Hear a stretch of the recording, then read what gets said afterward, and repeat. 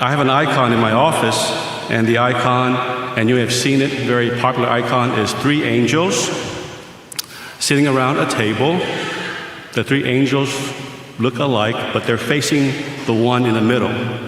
And that icon is based on this first reading today, because this is perhaps the earliest reference to the Trinity, because we hear in the gospel that the Lord, singular, is visiting Abraham, and then three men appears, right?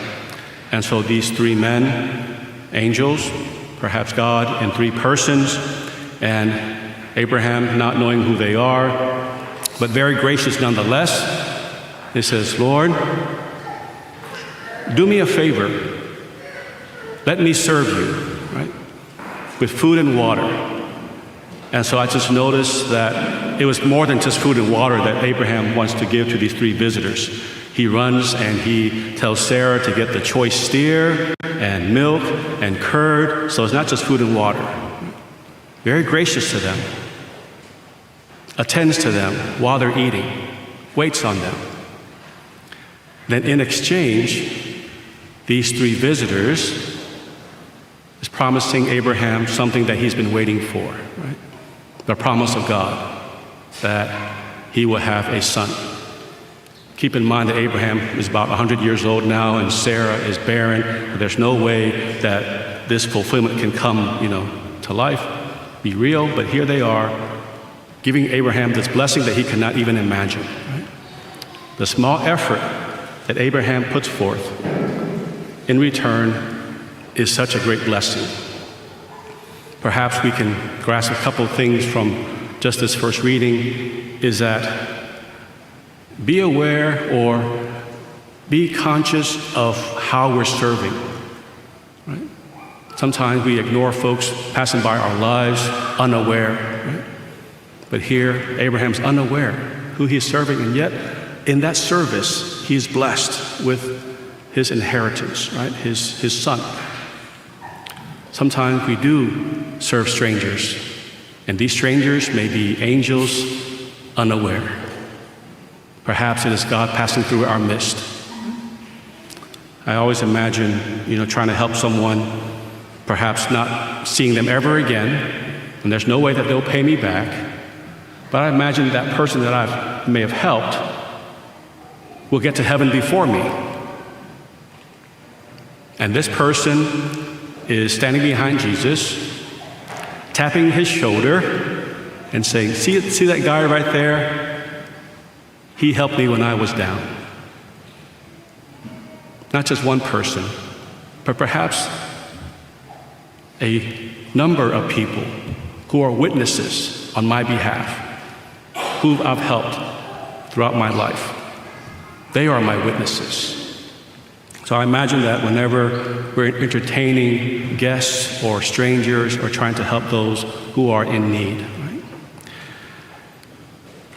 Not that Jesus is in need, but he is in need of their friendship. He is in the home of Martha and Mary. This is an account that we all are very familiar with. And our first instinct that comes to mind is that Jesus is being unfair to Martha, right? All she is just trying to help, and she's being rebuked by the Lord. So who of us in here can identify with Martha? I'm raising my hand too, both hands as a matter of fact, right? Martha's just trying to help. And it depends on how we read this passage.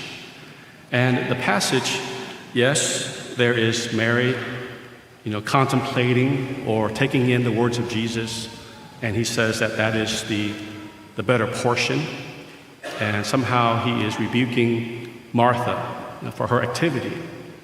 But it's not her service. It's not her activity. It's what is distracting her while she's serving. Because we hear from the evangelist, the one who wrote the gospel, St. Luke, he describes Martha as being burdened with much serving, right? And so she came to him and said, right? So she's complaining. And then, of course, when the Lord replies to Martha, says, Martha, Martha, you are anxious and worried about many things.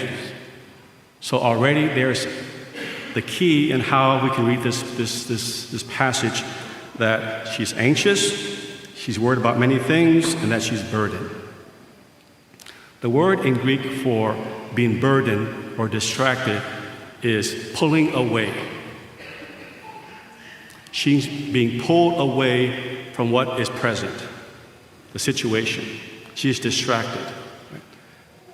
She may be there, but she's not there.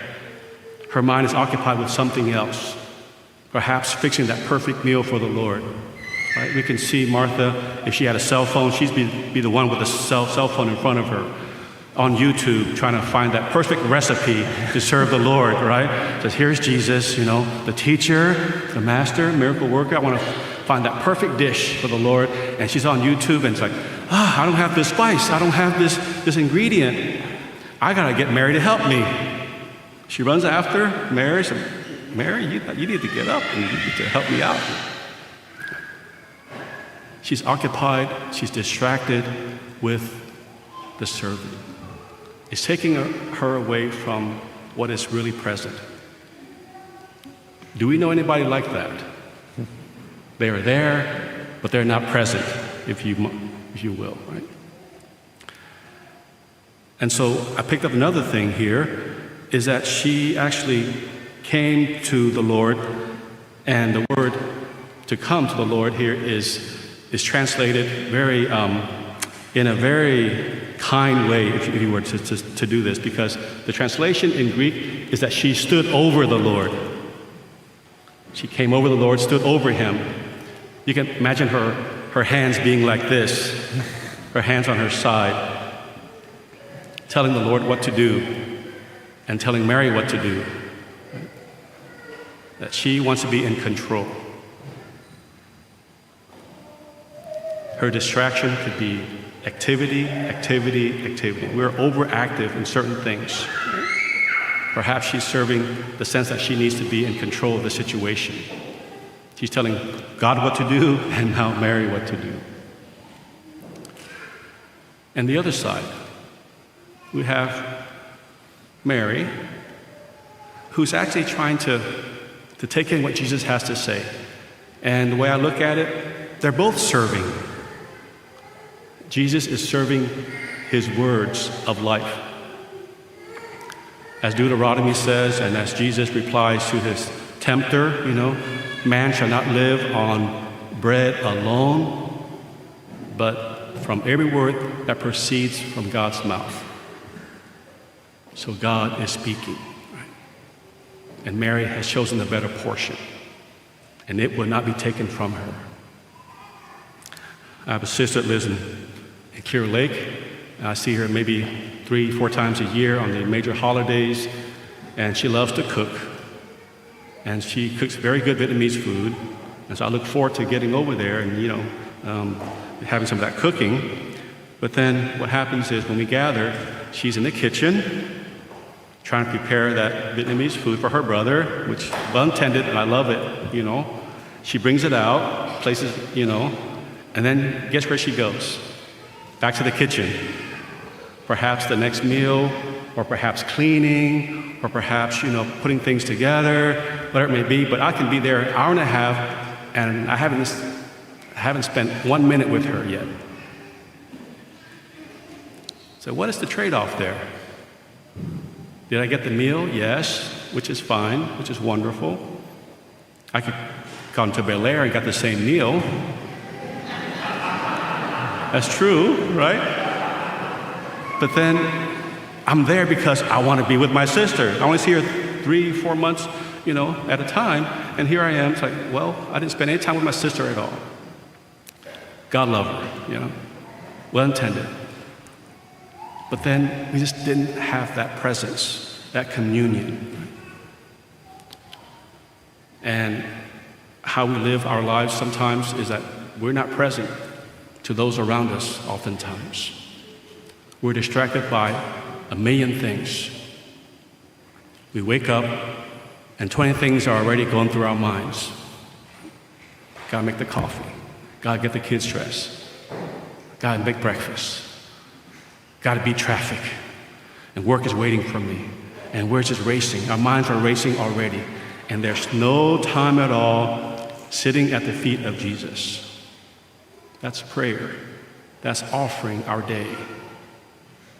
That's having foundation. That's animating our day with the love of God and serving the Lord with our lives.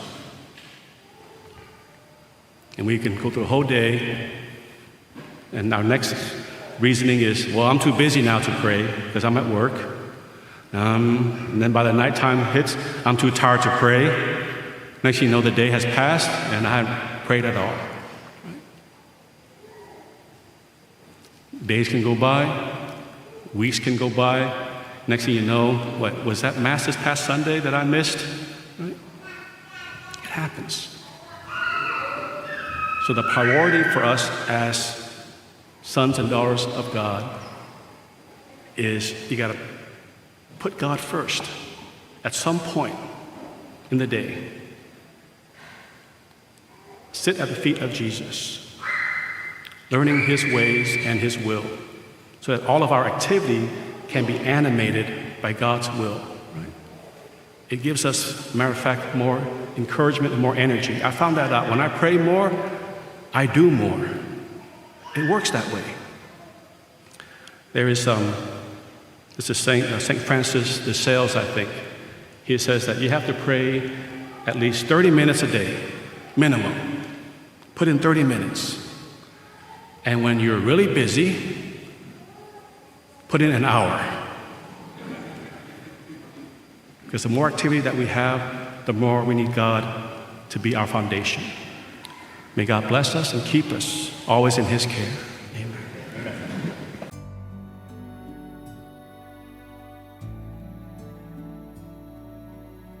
Please like, subscribe, and comment below.